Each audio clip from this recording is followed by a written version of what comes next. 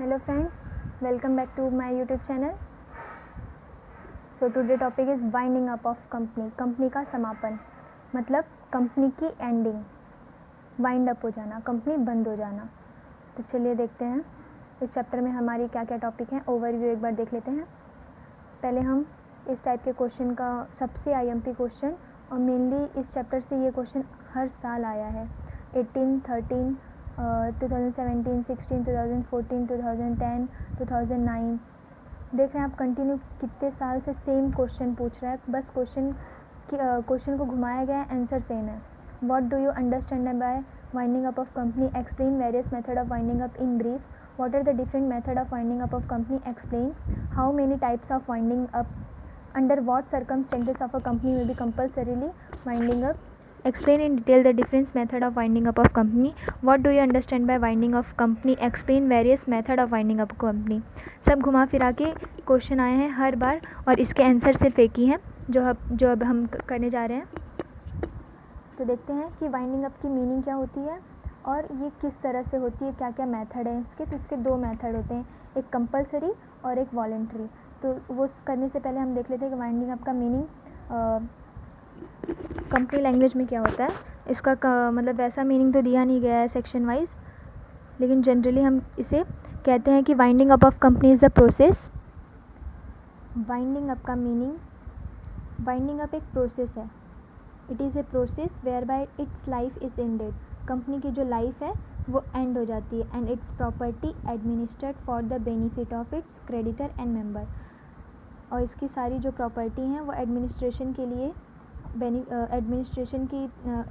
Administered होती हैं, ताकि कंपनी के जो क्रेडिटर हैं जिनसे हमने उधार लिया है और कंपनी के जो मेंबर हैं उनको बेनिफिट हो सके, इनको प्रॉफिट मिल जाए और इनको इनका प्रिंसिपल अमाउंट या इंटरेस्ट के साथ मिल जाए मनी. तो दोनों जन को कंपनी की प्रॉपर्टी बेच के दिया जाता है और कंपनी की लाइफ जो है ख़त्म हो जाती है. And administrator called a liquidator.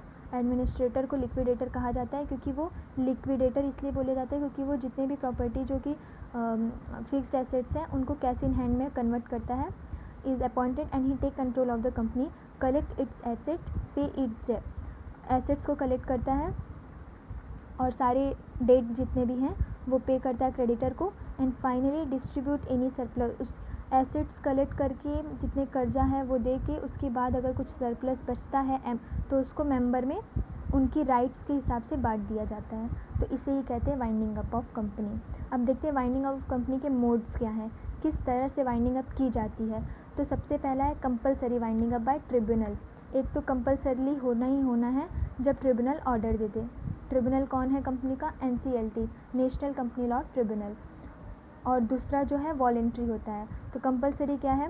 A company में be wind up by an order of a tribunal. This is called the compulsory winding up. The tribunal will make an order for winding up on an application by any of the person in listed in section 272 section में जो भी person का नाम लिखा जाएगा उन लोग अगर एप्लीकेशन देते हैं NCLT को तो कंपनी वाइंडिंग अप हो सकती है.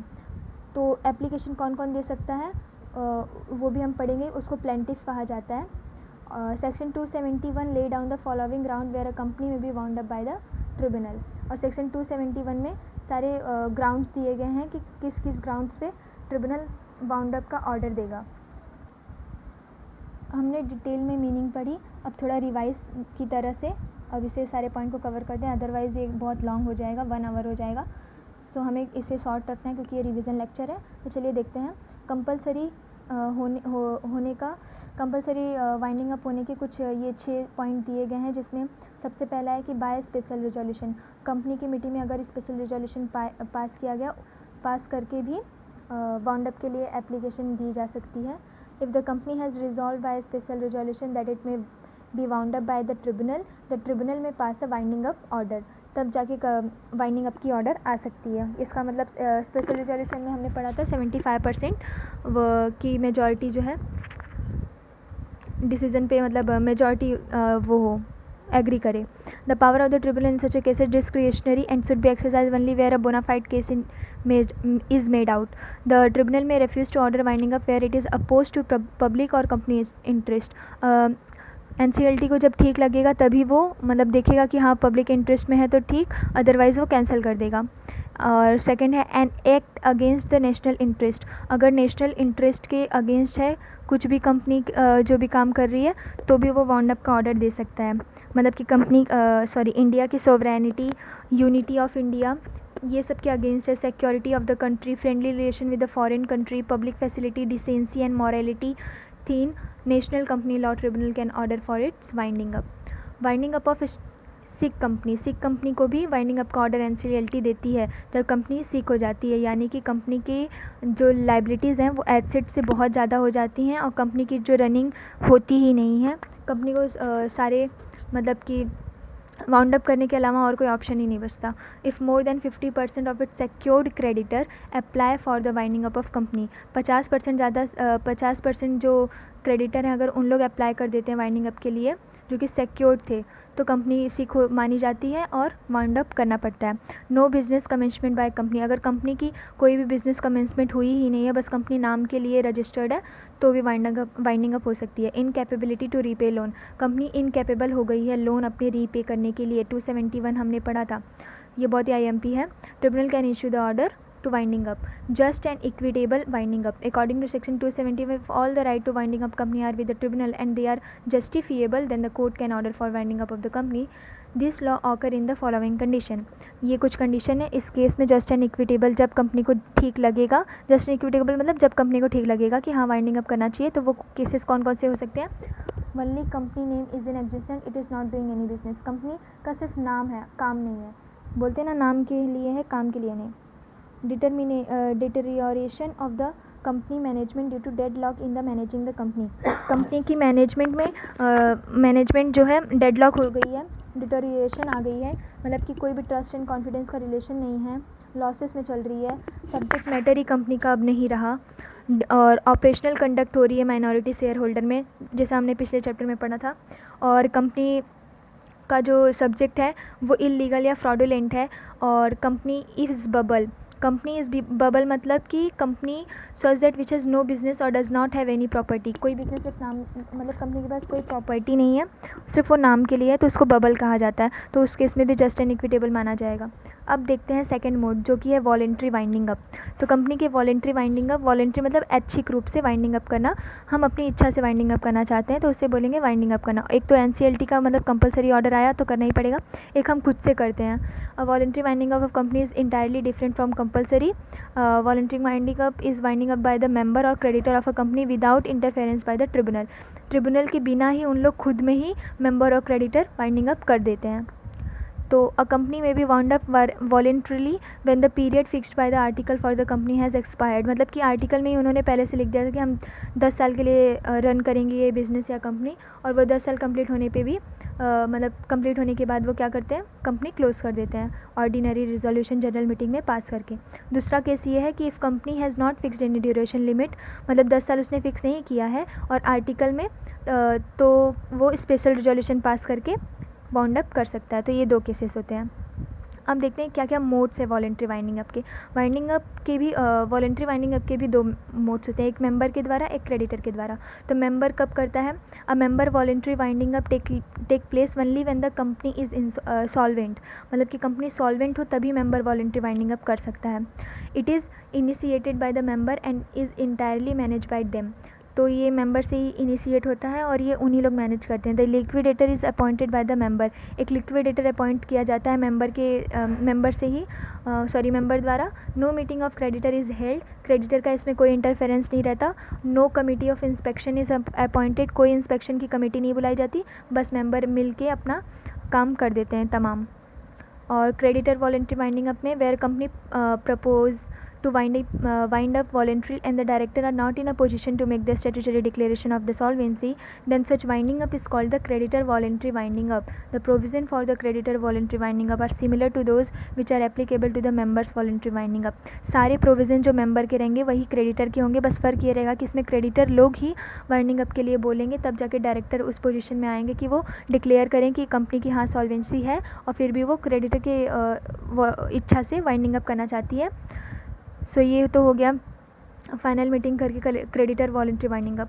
सो ये हो गया हमारे मेन क्वेश्चन, जो कि बहुत ही आईएमपी क्वेश्चन था, हर बार आता है। इस चैप्टर का मेन आंसर यही था जो हमने अभी डिस्कस किया। और भी कुछ इम्पॉर्टेंट पॉइंट है जो हम डिस्कस कर लेते हैं, जैसे कि ये वाइंडिंग अप और डिसोल्यूशन, ये दोनों में फ़र्क क्या होता है। डिसोल्यूशन हमने पढ़ा था 11th-12th में, डिसोल्यूशन अकाउंट हम बनाते थे। डिसोल्यूशन में भी हमने जहाँ तक है ये दोनों सिमिलर वर्ड लगते हैं, क्योंकि डिसोल्यूशन में भी कंपनी बंद होती है तो कंपनी के सारे एसेट्स पे सेम यही सब किया जाता है। लेकिन एक थिन लाइन का डिफरेंस है, जो ये है कि वाइंडिंग अप और डिसोल्यूशन में ये फ़र्क होता है। रुकिए मैं पॉइंट के द्वारा बताती हूँ। जैसे देखिए, meaning, existence, type, appointment of company liquidator, representation of company, certification of loan and filing above the place, ये सब कुछ बेसिस है। इन बेसिस पे हम देखते हैं कि वाइंडिंग अप डिसोल्यूशन में फ़र्क क्या होता है।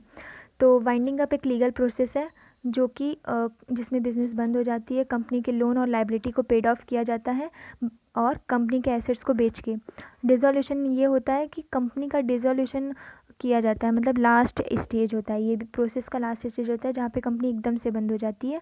कोई प्रोसेस नहीं चलता रहता कि लिक्विडेटर एसेट्स को लिक्विड कर रहे हैं। Company legal existence in on dissolution, उसकी लीगल एग्जिस्टेंस ख़त्म हो जाती है। और वाइंडिंग अप में लीगल एग्जिस्टेंस होती है। एग्जिस्टेंस क्या होता है? The legal existence of the company remain until the process of winding, ये तो हमने अभी मीनिंग में ही समझ लिया। टाइप है, the company law can be wind up either compulsory और बाय ट्रिब्यूनल, जो कि हमने पढ़ा। लेकिन डिसोल्यूशन में क्या कोई टाइप नहीं होता।